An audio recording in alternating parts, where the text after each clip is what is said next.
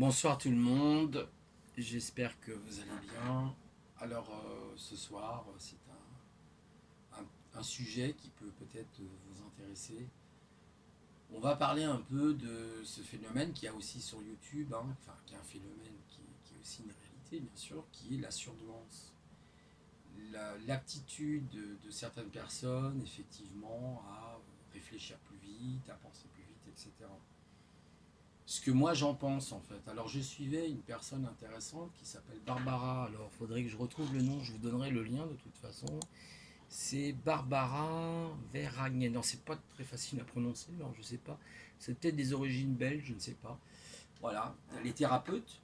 Et en fait, c'est très intéressant ce qu'elle dit, parce qu'elle pense justement, ce n'est pas normal, vous voyez, par exemple, de souffrir aujourd'hui de cette problématique qui est un événement passé, mais où on pense des fois que les personnes sont dans la normalité alors qu'ils ne le sont pas. Alors déjà, il faudrait définir un peu ce que c'est qu'un surdoué, qu'est personne dans la surdouance.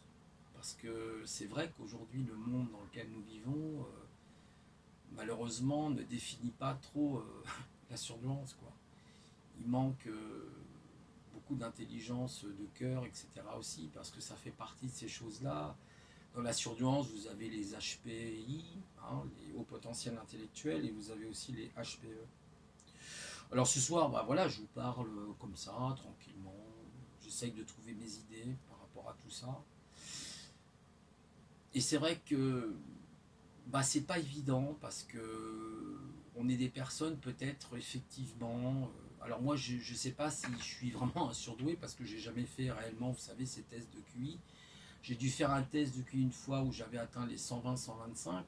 Bon, peut-être que j'ai beaucoup plus, je ne sais pas. Mais c'était sur internet, donc c'est pas forcément très fiable. En fait, si vous voulez faire un test, un vrai test, il faut suivre une psychologue comportementaliste, qui est une spécialiste, qui travaille souvent en clinique. Et encore, il faut trouver une bonne personne, regarder les tarifs, parce que c'est pas toujours donné. J'aimerais bien faire ce test, d'ailleurs, il faudra qu'un jour je m'y résous.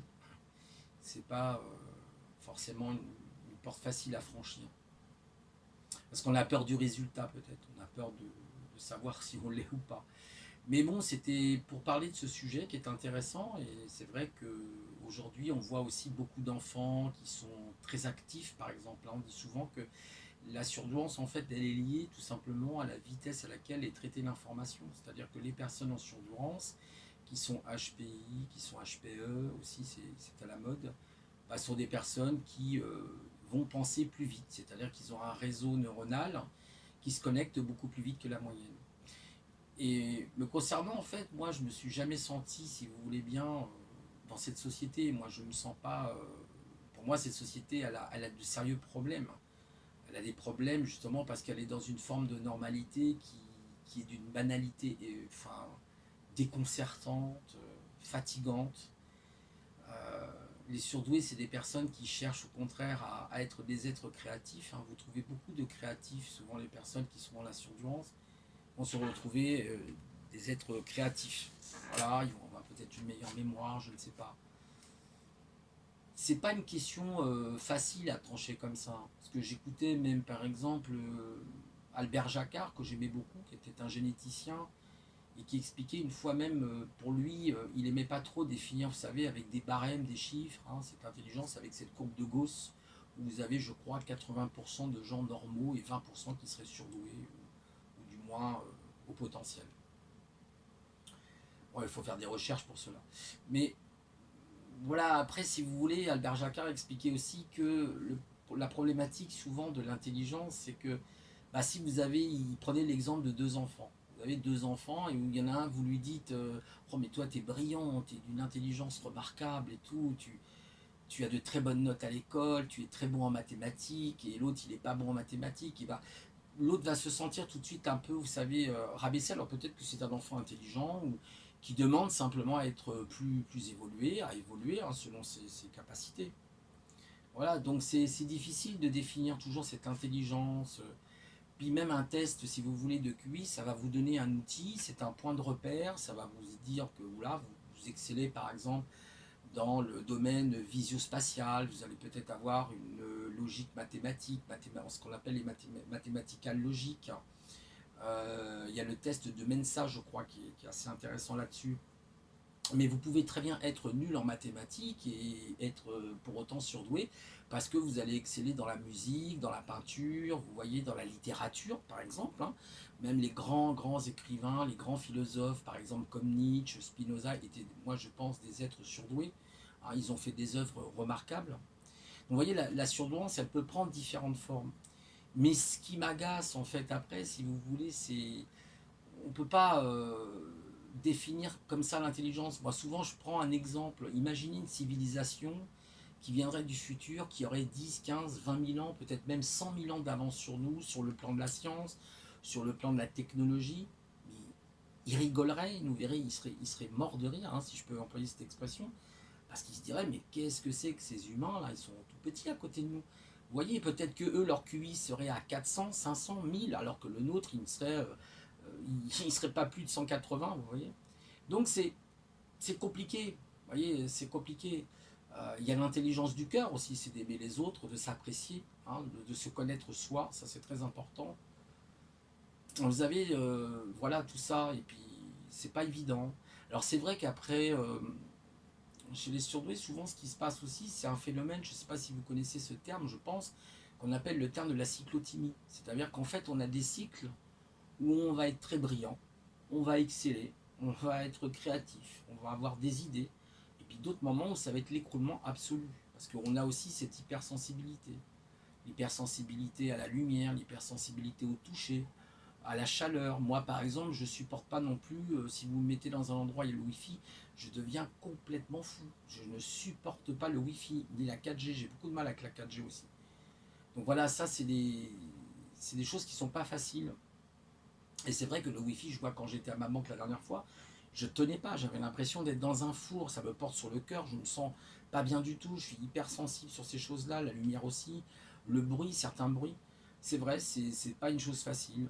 Alors voilà, je voulais vous parler un peu à cœur ouvert de tout ça, mais je crois que ce qui est le plus important, c'est de s'apprécier soi-même, de se trouver soi-même, et puis d'essayer d'évoluer, de pouvoir devenir soi-même, de faire ce qu'on a envie de faire.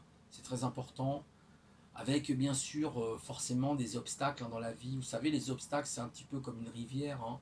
Vous avez une rivière où l'eau s'écoule normalement, et puis d'un seul coup, vous avez un gros rocher qui est là. Et ben, il va falloir qu'à un moment donné, l'eau puisse passer. Alors, soit elle va contourner le rocher, ou soit elle va passer par-dessus. La vie, elle est faite comme ça, elle est faite de haut, elle est faite de bas. Et c'est vrai que pour les personnes qui sont en surdouance, bah, c'est pas facile, parce que ils sont en souffrance quelquefois.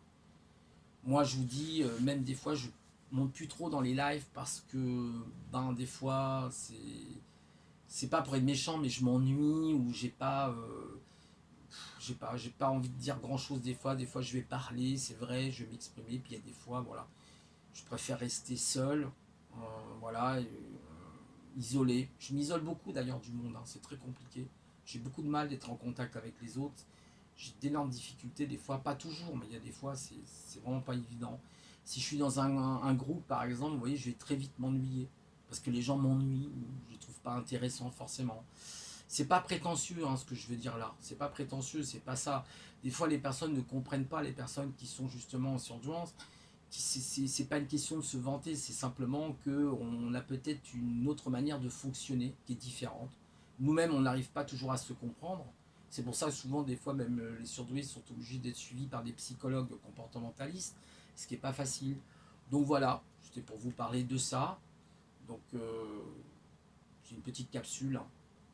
J'avais dit, je ferais des petites capsules comme ça, de temps en temps, à cœur ouvert, pour vous parler, voilà, tranquillement, sans animosité. Voilà, j'ai pas envie de parler trop d'autres sujets. Bon, des sujets d'actualité, je crois que tout le monde en parle sur YouTube, hein. C'est tous les jours un peu la même chose. D'accord, il se passe tels événements, telle chose dans le monde, je suis bien d'accord, mais on va pas y changer tout, on pourra pas tout changer, vous savez. Le monde, même les violences dans le monde, elles ont toujours existé depuis le balbutiement de l'humanité. L'univers aussi est fait de violence et de chaos, malheureusement. Et des fois, bah, il y en a trop. Bah, il faut que la nature régularise ça, tout simplement. Nous sommes, hein, de toute façon, des êtres qui dépendons de la nature. La nature continue son chemin avec ou sans nous. Voilà les amis, donc c'était pour vous parler de ça, sur toutes les capacités. Bien sûr, on pourrait encore épiloguer pendant beaucoup de temps, mais je crois que j'ai plus beaucoup encore de mémoire sur mon portable. Et donc, bah, je vous souhaite en tout cas plein de bonnes choses pour vous. Voilà, hein, plein de bonheur surtout. Surtout le bonheur, c'est important. Soyez vous-même, soyez heureux, peu importe les capacités après tout hein, que l'on a. Ce qui est important, c'est d'être heureux, d'être bien dans sa peau, bien dans sa tête, d'essayer, parce qu'on a des bas aussi forcément, mais d'être heureux. Je crois que en fait, quand on vit l'instant présent, au mieux de ses capacités, l'intelligence du cœur, hein, c'est ce que disait justement Albert Jacquard. J'aimais beaucoup ce monsieur parce que je trouvais qu'il avait une grande humilité. Et voilà quoi. Encore quelqu'un qui est parti de notre monde et qui a laissé aussi son empreinte. Voilà, bah, je vous souhaite une bonne soirée, puis un bon week-end, et je vous dis à la prochaine. Au revoir.